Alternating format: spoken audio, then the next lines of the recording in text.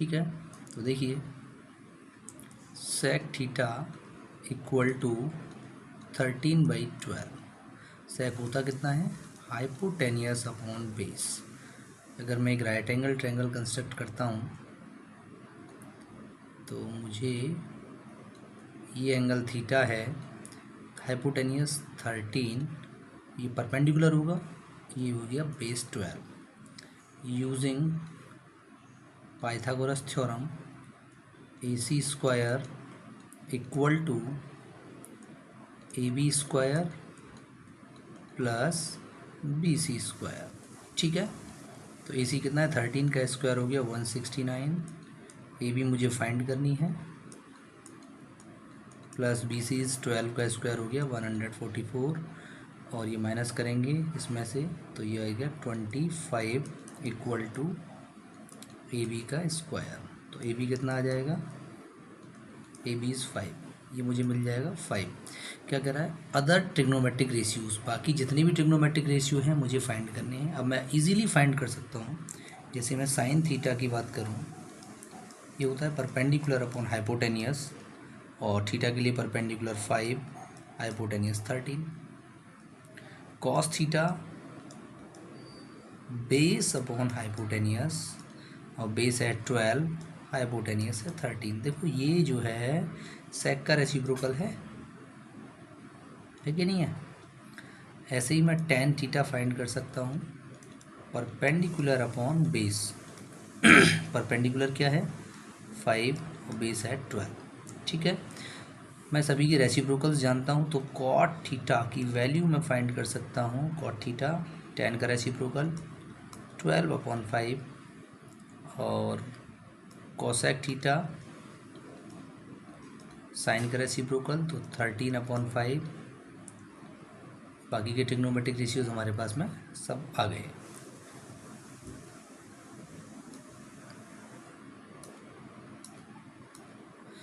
देखिए question number 6 क्या कह रहा है कि A and B are acute angle, cos A equal to cos B। Angle A और एंगल B को आपको इक्वल दिखाना है। ठीक है, कोई नहीं, एक राइट एंगल ट्रायंगल बनाते हैं। इसमें की पॉइंट ये है कि A और B दोनों कैसे एंगल हैं, एक्यूट एंगल हैं। तो हम A और B को यहाँ पर रखेंगे एक्यूट वाली पोजीशन पर, यानी राइट एंगल C रहा होगा।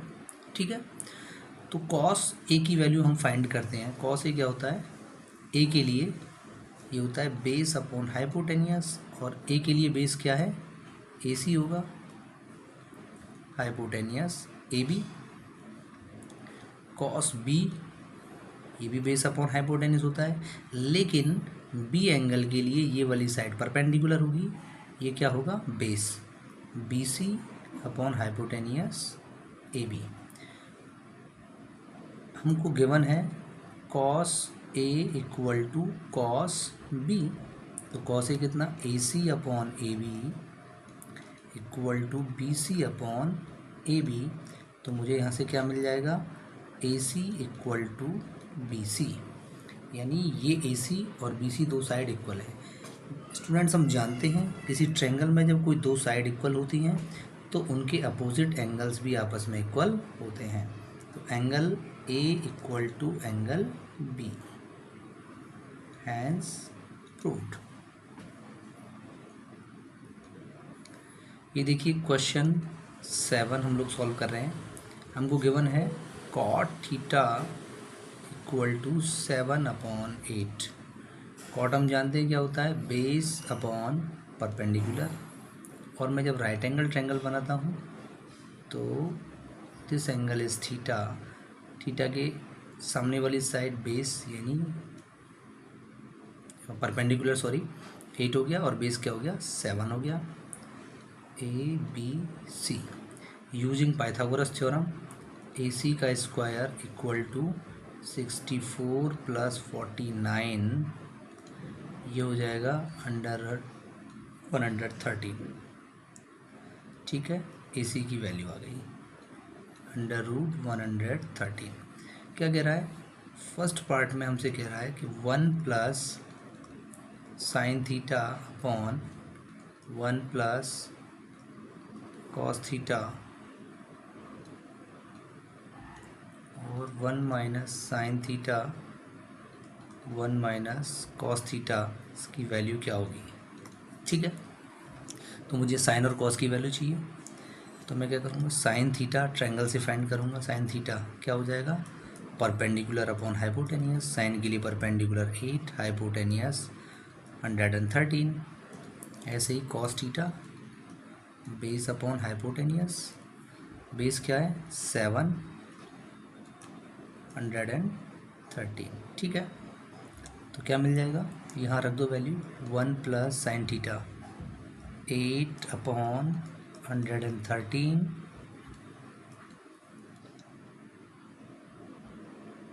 अपॉन इंटू 1 माइनस 8 अपॉन 113, और ये हो गया 1 plus 7 upon 113,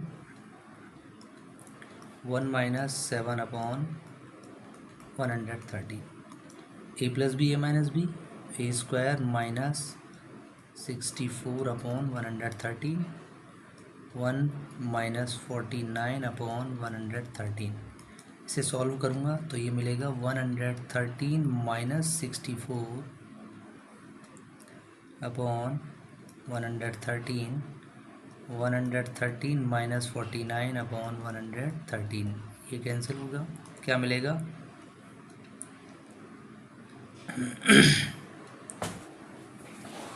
49 upon 64।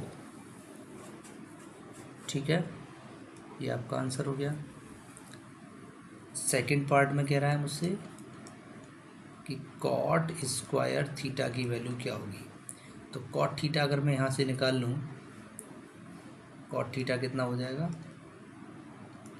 Base upon perpendicular, और बेस है मेरे पास 7 और परपेंडिकुलर है 8, तो ये हो जाएगा 7 अपॉन 8 का होल स्क्वायर 49 अपॉन 64, यानी कि ये वैल्यू और ये वैल्यू दोनों सेम आई।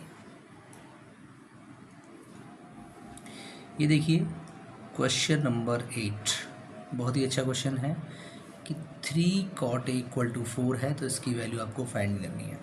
तो मैं यहाँ से 3 cot A इक्वल टू 4, तो cot A की वैल्यू मुझे मिल जाएगी 4 अपॉन 3।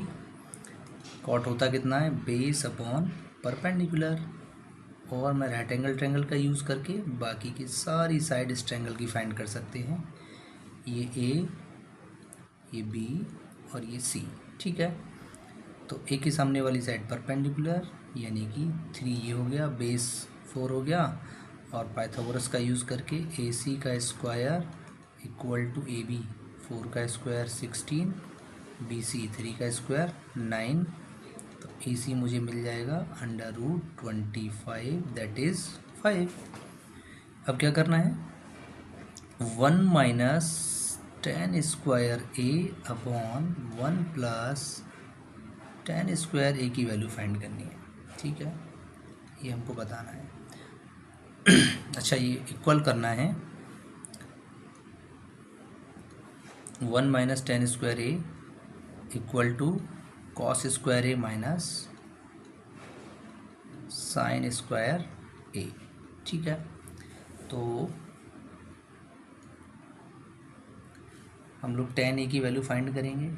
10A क्या होता है, परपेंडिकुलर अपॉन बेस, यानी कि 3 अपॉन 4। साइन ए फाइंड करेंगे, perpendicular upon hypotenuse 3 upon 5।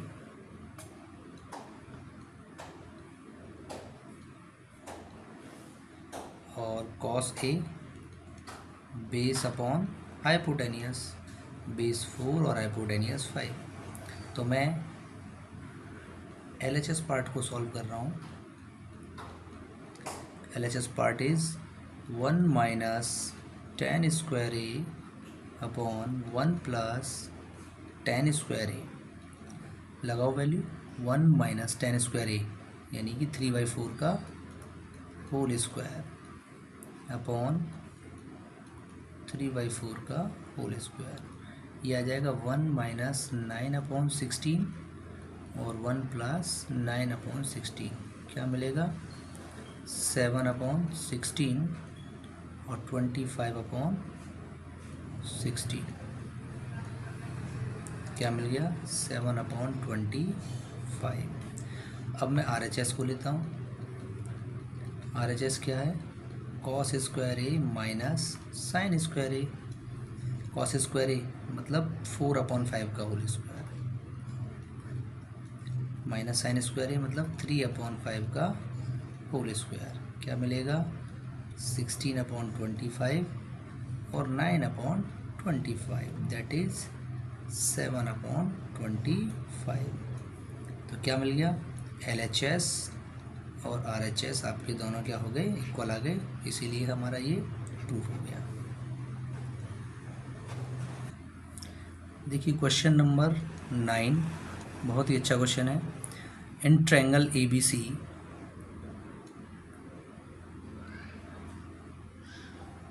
Right angle जो है बी पर है, ये ए और ये सी।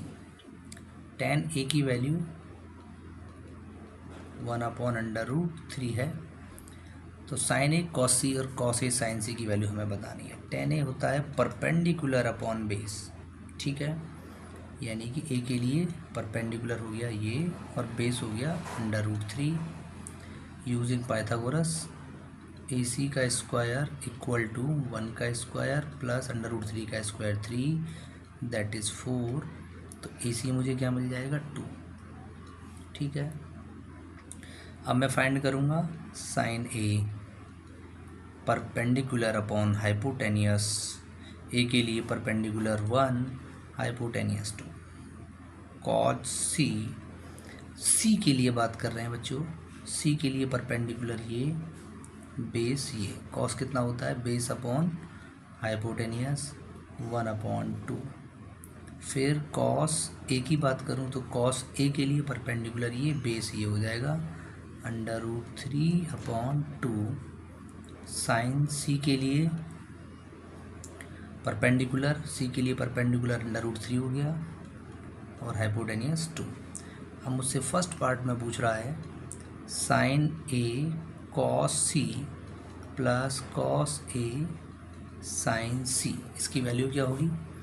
तो देखिए साइन ए की वैल्यू है 1/2, कॉस सी की वैल्यू 1/2, कॉस ए √3/2 और साइन सी √3/2 क्या मिल गया 1/4 plus 3/4 that is 4/4 equal to 1। ठीक है, यहाँ तक किसी को कोई दिक्कत। नेक्स्ट है आपका सेकंड पार्ट, ये कह रहा है cos A cos C minus sign A sign C. Cos A की वैल्यू √3/2, कॉस सी की वैल्यू 1/2, साइन ए 1/2 और साइन सी √3/2। तो ये तो कैंसिल हो गया, 0 आ गया। ठीक है, बहुत ही आसान क्वेश्चन था।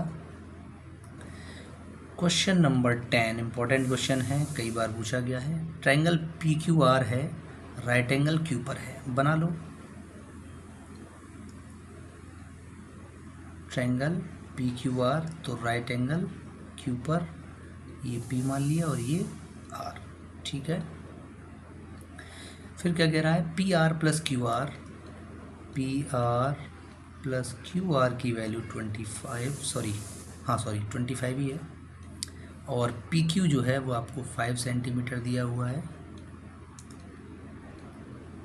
आपसे कह रहा है कि साइन P कॉस P और टेन P की वैल्यू, ठीक है।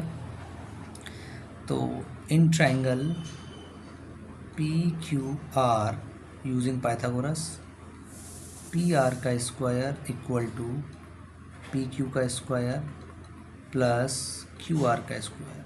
क्यों लगा रहे हैं पाइथागोरस, क्योंकि जब तक हमारे पास ट्रायंगल की तीनों साइड की वैल्यू नहीं होगी तो हम कोई भी ट्रिग्नोमेट्रिक रेशियोज नहीं फाइंड कर पाएंगे। तो PR, यहाँ से मैं अगर PR की वैल्यू निकालूँ, PR इक्वल टू हो जाएगा 25 माइनस के QR। तो PR की जगह रख दो 25 माइनस QR का होल स्क्वायर पी क्यू आपका 5 है, 5 का स्क्वायर हो गया 25 प्लस क्यू आर का स्क्वायर। तो ए माइनस बी का होल स्क्वायर ओपन करो, ए स्क्वायर इन 25 का square 625 Q R square minus 2ab यानी कि 50 Q R equal to 25 plus Q R का स्क्वायर। ये प्लस का है, ये भी प्लस का, ये इधर आएगा तो ये कैंसिल हो जाएंगे, माइनस का ऊपर।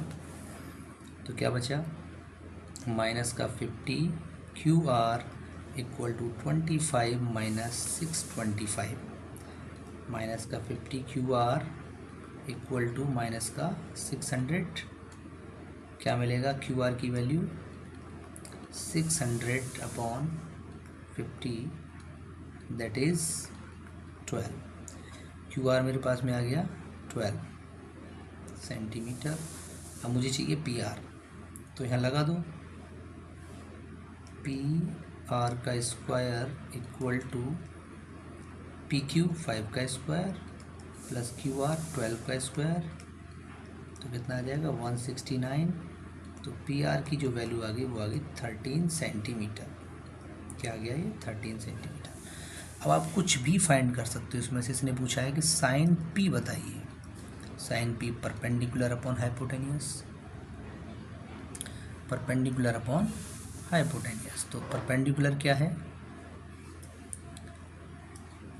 पी के लिए perpendicular 12, hypotenuse 13, cos P base upon hypotenuse, P के लिए base 5, hypotenuse 13, tan P perpendicular 12 upon base 5। ये आपके ट्रिग्नोमेट्रिक रेशियोज फाइंड हो गए।